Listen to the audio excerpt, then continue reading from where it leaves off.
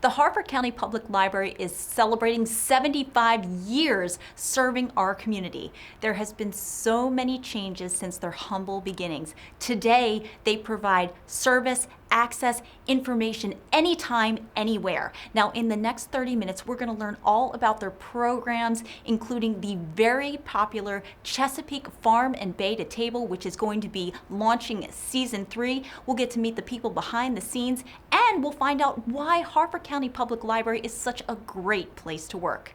I'm Christy Breslin, and this is Harford MagaScene.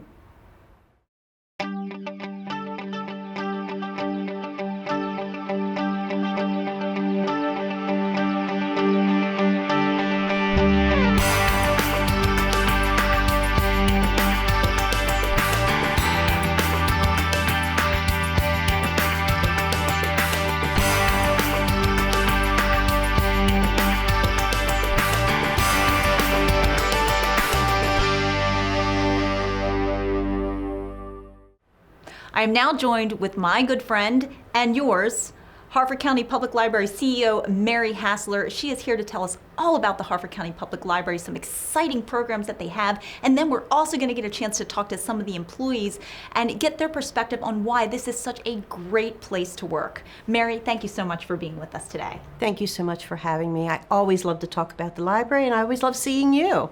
Okay, Mary, first, 75 years Harford County Public Library. So what are we doing to celebrate that? Well, it's actually 75 plus 1 because we didn't actually celebrate it in the year we should have, which was last year. So we're just extending the celebration for another year or two, and it's going to be a lot of fun. I can't believe it's been 75 years that Harford County Public Library has been around and established. And hats off to our early library director, Rowena Farney, who went to Annapolis with other library directors in the state of Maryland and had legislation passed to develop and create our county library systems that we all enjoy now throughout the entire state of Maryland. So 75 years is really special for us. We have a lot of activities planned. Of course, we kicked off with our library gala in April, and that was really exciting to see everyone back in person. We'll continue with that celebration with special events, special activities, and keep everyone engaged because we think it's pretty significant and very important too. Well, you know I'm a fan of the Library Gala, one of my favorite events of the whole year, and the library has evolved so much over the years. So, kind of define what the library is today. Well, I wasn't here 75 years ago, however, maybe close to it.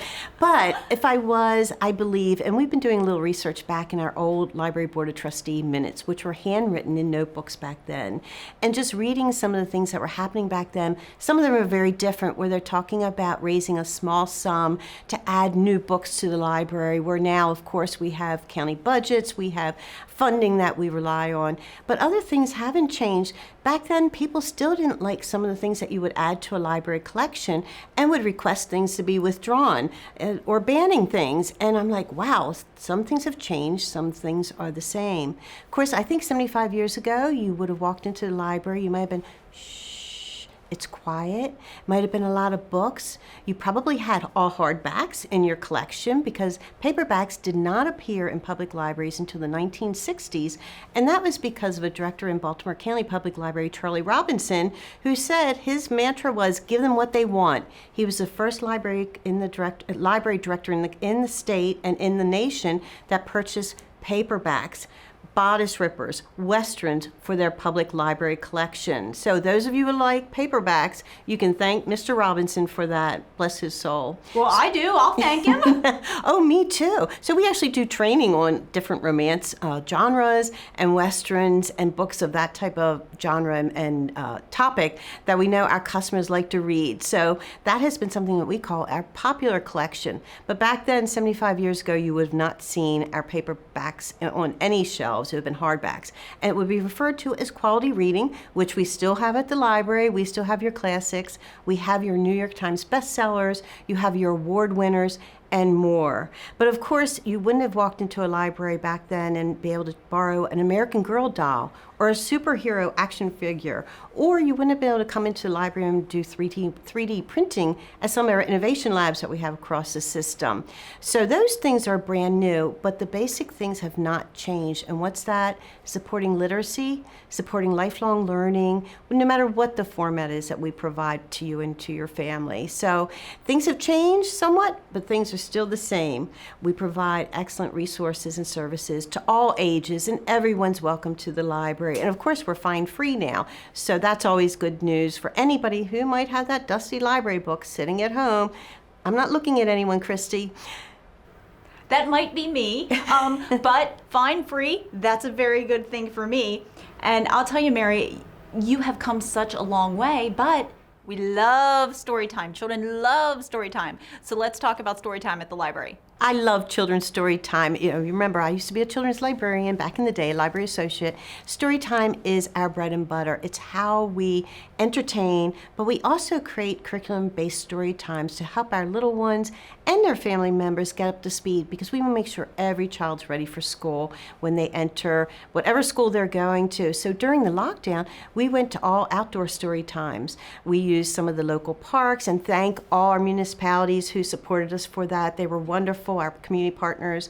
We did it in the parking lots. We did it under our alcoves when it would be a rainy day.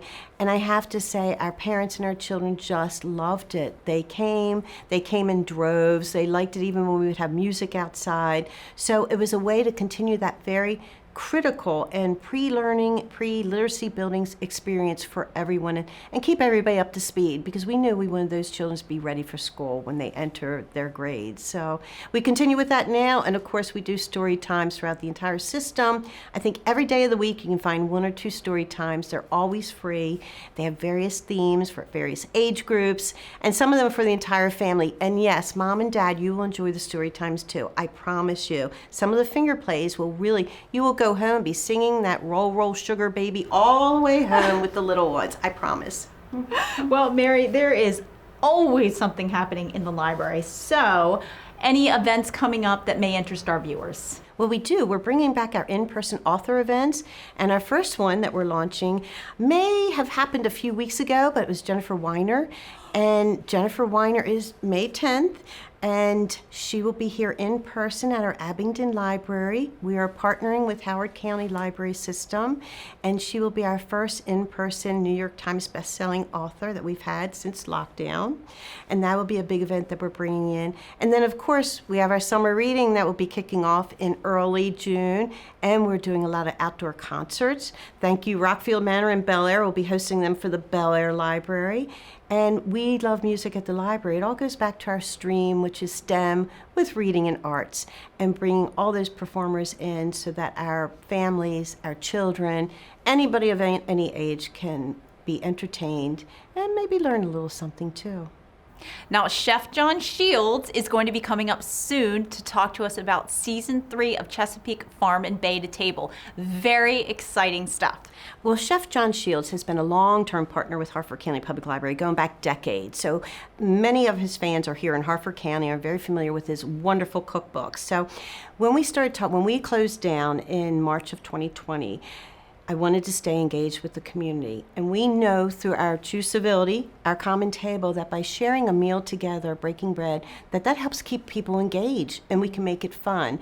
So we focused initially on Harford County, and now we're expanding it out because we know there are farmers markets everywhere. We know we all love to eat and cook. And of course, I bring the humor to the cooking show because I am not a chef. So I am the befuddled one in the kitchen with Sir John Shields. And we make it a lot of fun. It's a learning opportunity for all ages because we do talk about chemistry, so cooking's all about, but it's more than that. It's engaging folks and doing it through a really nice meal. You receive recipes, and we talk about, you'd be surprised what we talk about on this show, that whatever comes to our mind, but it's just taken off like a rocket, and I'm very excited about our Season 3 that will be coming up, kicking off this summer.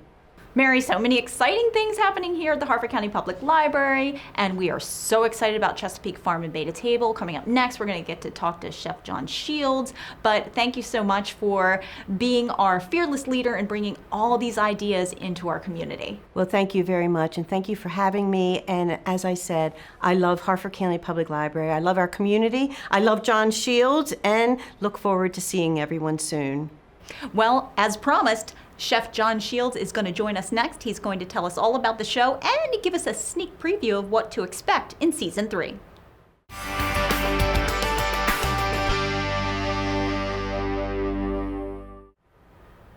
I am so excited to welcome Chef Extraordinaire John Shields, one of the most talented chefs that we have here in Harford County. He is partnering with the Harford County on a very exciting program. We're actually in Season 3, and he's here to tell us all about it. Hi, John. Hey, how are you? Great, thanks for being here. Thank you. Now, Chef John, tell me, what is Chesapeake Farm and Beta Table? Well, it's a great project that we collaborated on with the Harford County Public Library. And the idea is, I've been talking about the Chesapeake, oh my God, for 30 years. I've had several Chesapeake restaurants. I've done a PBS show on Chesapeake Bay cooking. And it was just a natural collaboration of celebrating everything Chesapeake local and getting it out through the library. You know, we were in the midst of a pandemic. People weren't going out. So we just started going out to them through my kitchen into their homes and talking about all the wonderful things that we have in the Chesapeake and all the amazing people that do it and make it happen. Well, you know, you've really been out in the community. Your nonprofit, let's talk about that, Our Common Table. So how did you partner with the library on that? Well, I had started that a little bit earlier, and it was an education foundation. So what we do is we sponsor and do scholarships for inner city children to go to culinary school. And we have I think 6 children, young, they're not children, they're young adults now, that are in culinary schools all over the state, and one actually at the Culinary Institute of America. Wow. So that's kind of how it started. Mm-hmm. And then we've expanded it to it's all about education. It's all about education of food and community. And so this whole idea of bringing people together around our common table to talk about ideas, to talk about health, to talk about the local food economy. So that's really how that was. And that is the mission of Harford County Public Library as well. So it's just a great combination. Now, for anybody that hasn't seen the show, can you walk us through what a typical episode would be like? Well, what we try to do, obviously we come up with different themes. It could be a locavore pizza, for instance. And we generally bring on, it could be a local farmer, it could be a local fisherman or waterman, local cheesemakers. And they're our guest hosts. We also have a film crew that goes out to get some B-roll packages so people can actually see where these people live, what they do. And then it's a 1 hour hanging out in my kitchen, telling stories, preparing food, laughing like crazy, and just celebrating everything Chesapeake and everything local. Can viewers interact with you? Can they actually ask questions? They can. The nice thing is it's a live feed that we do, and it goes for 1 hour. At the end, we have a question and answer session, and they can also watch it forever. Afterwards, they can just log on to Harford County Public Library. So we have hundreds of people that watch it initially, but then thousands that watch it after. In fact, I was talking to a cousin today from Ireland, and they all watch it in Ireland, and they're going to be showing it this week in the schools in Ireland for their Healthy, Happy Kids Week. Oh, that's fantastic! Yeah, so it goes everywhere. It goes from Harford County to the world. Well, how many people typically view each episode, like via Zoom or the recorded versions? Give us an idea about that. There could be several hundred to 1,000 people who sign up for the initial live version, but then after that it can go 4 or 5 times that amount of people who will tune into it over the next week or 2 weeks, because they can go back and watch it as many times as they like or catch it whenever they're not doing anything. Can you give us a sneak peek about what we can expect for season 3? Well, we have a lot of fun things coming up. We're going to do another kids show, and then we're going to go down the ocean. All right. Mary and I are going down the ocean, and we're going to kind of hang out at some iconic food places around Ocean City.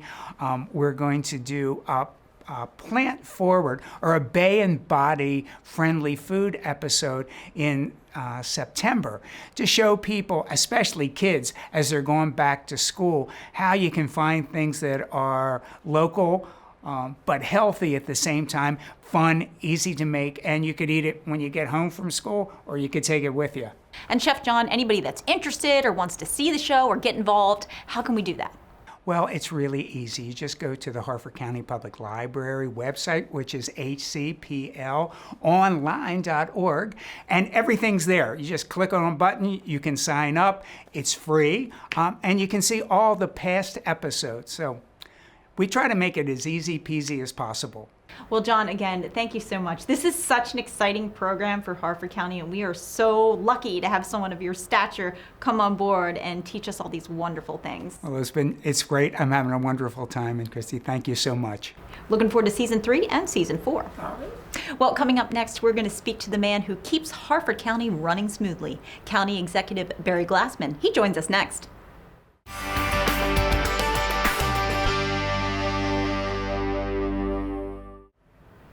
You know him, I know him, we all know him. He's Harford County Executive Barry Glassman, and he joins us today. Barry, thanks so much for being with us. Good to be here. Now, Barry, one of the things that I want to talk to you about is Choose Civility. I know you partnered with the Harford County Public Library on this in about 2018. Now, why did you feel this was something we needed to bring to Harford County? Well, we were talking about different ways that we could bring our community together, and maybe it's because it was really in the middle of my second term. We were starting to talk about the different problems we had in the county, and a lot of it revolves around not only mental health, pressure, and then we started really reading some of the dialogue that we were getting in different areas of the county.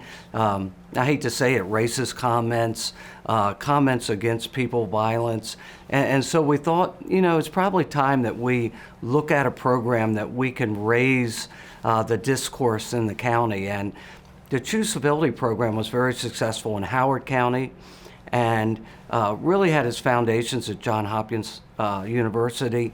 And we just thought it was a good program to bring to the county. Well, there's many different reasons why we feel we need this, and you've talked about a few of them, but what kind of difference has it made in Harford County?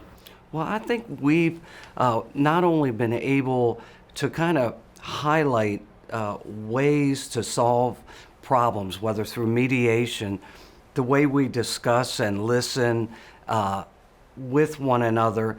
We've seen, progress in that area, but we've also, with our partnership with the library, been able to bring in speakers, our sharing table, but also reach out to the public school system and really begin to have an impact on the next generation of young people, where we can have our differences, but it's a matter of how we talk to one another, how we show kindness and think about others, their feelings, and what you say has an impact. So, we think that this program is really going to go forward for many more years as it brings us closer together.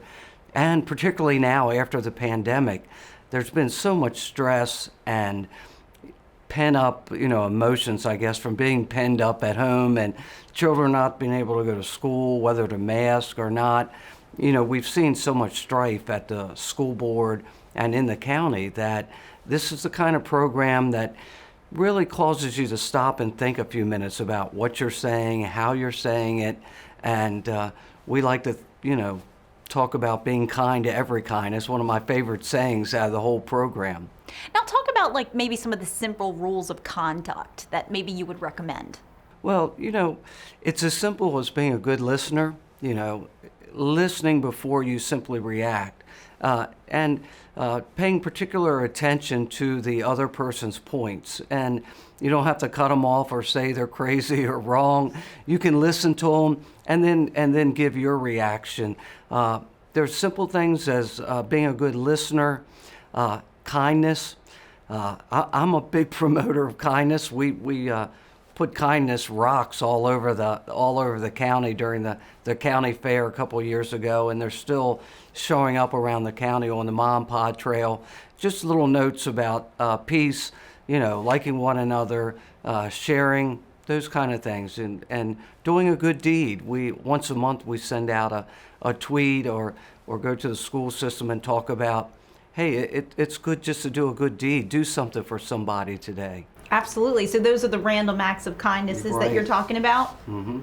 Now, the longest table, that was a Choose Civility event. So explain to us what that's all about. And we're hoping to bring that back. The pandemic kind of shut that down a couple of years ago, but Ripken Stadium, the Ripken family was so kind to let us use the stadium, and we literally had one table that was 50 to 100 feet long, and we invited different people from around the county that we knew were involved in various aspects of the community to come down and sit at one table. We had breakfast and we talked about different issues where we differ, where we agree, what do we think the county needs to do.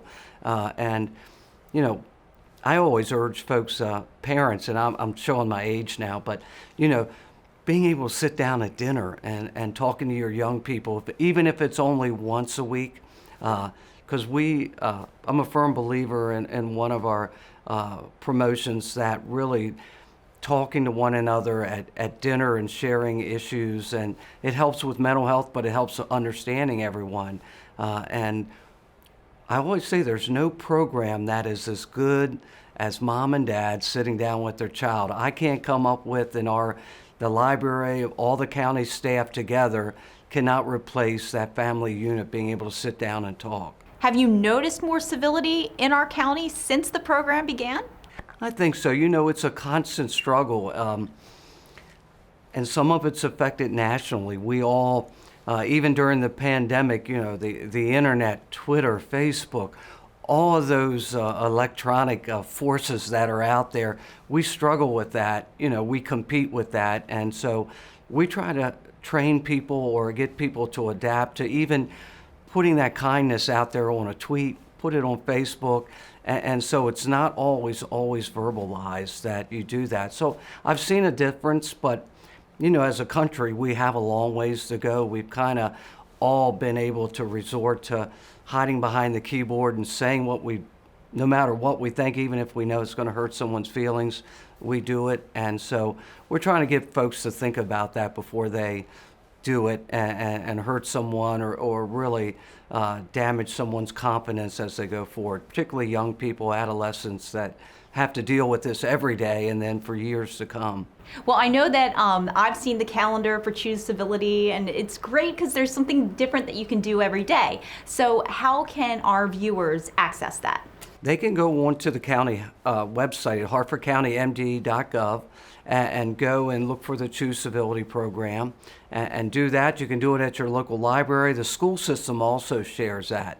And so you probably can go to the county website also. It's one of our most popular tweets. We tweet it once a month when it comes out, different things you can do during the week. Barry, thank you so much. Thank you for all that you do for Harford County. We are so lucky to have somebody like you leading us. Thanks for letting me share. Absolutely. And as you have seen, Harford County Public Library, it has something for people of all ages. But what is it like to work for them? A couple of the employees share their story with us. That's all coming up next.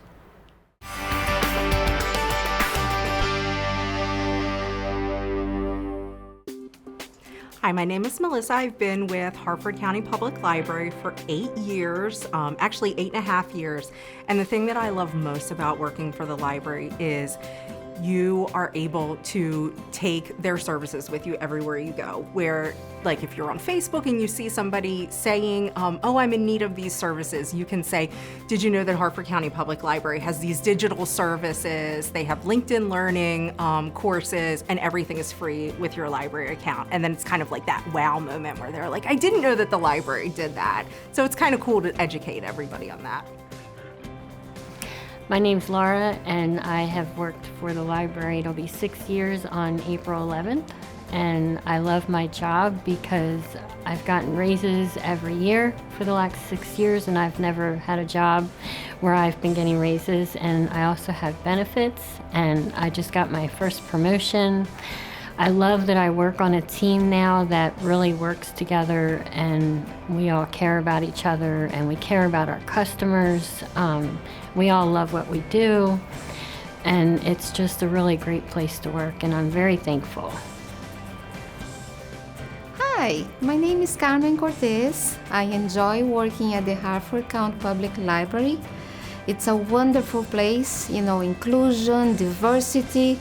If you look at our employees, we come from different backgrounds. If you look at our patrons, we see all nations and different people, different needs. And I really love the library because you can help people's lives. You can help them do their resumes. You can help them to look for that the book they are really looking for. You can learn another language. You can listen to music, read magazines. So I really feel part of this community that improves people's life. So I'm so proud of my job, and I love my job, and I love Harford County Public Library. My name is Erica Gross. I work for Harford County Public Library, an awesome place to work for. I'm gonna tell you why it's been an awesome place to work for. I came during a time in the pandemic 2 weeks before we shut down. And I've worked for companies that always tell you they care about their employees, we care, but they don't actually show. Well, Harford County does show you. First of all, they ensure that all the employees, regardless of the length of time or the position, full or part, were paid during that pandemic. The other part is they show you by the way they care because how they pay for our benefits. 90%. What employer does that? They actually show you care. Harford County is an awesome place to work for. Hi, so my name is Kai, and one of the reasons I really like working for the library is just serving the community is such a huge passion of mine. Every day you get all sorts of people coming in with diverse needs, and it is just a really great experience to help them. Someone's coming in needing direction, helping them find what they need, and then also expand on the things they didn't even know they need. And really just reaching out to the community through outreach and everything like that, and just kind of getting a sense of who our neighbors are and seeing them every day is just a really great thing. Hi, I'm Joe. I've been working for the Harford County Public Library for 20 years, and I love each and every day that I go to the library, because for me it's not a job, it's not an adventure, it's just a place I enjoy being, and I say that wholeheartedly. And our administration, they're wonderful people, and they, when asked a question, they value the question, and I like that. It's not a one-way street, and they take our questions into consideration and come out to a nice outcome.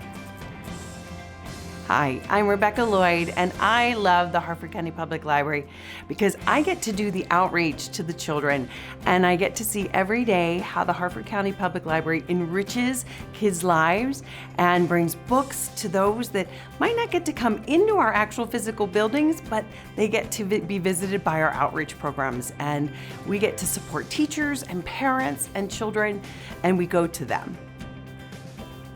Hello, my name is Katherine Ellis, and I work for Harford County Public Library. I've been here 5 years, and what do I love about working here? Programming. It is a joy. I'm creative. I call it showtime. I plan a party and I throw the party, and everyone shows up and we have a wonderful time. And just to give you an idea, this Saturday I'm having a bunch of paranormal investigators come out, and they're going to discuss paranormal investigation. And that's something to look forward to. And this summer, my big plan is to have a cosplay fashion show, because I take care of teens. That's my thing. So I am very happy to be here. So many exciting things happening at the Harford County Public Library, and Harford County just continues to shine. If you would like to take advantage of any of their programs, attend any of their events, volunteer, or get more involved, you can always visit their website, hcplonline.org. I'm Christy Breslin. See you next month on Harford MagaScene.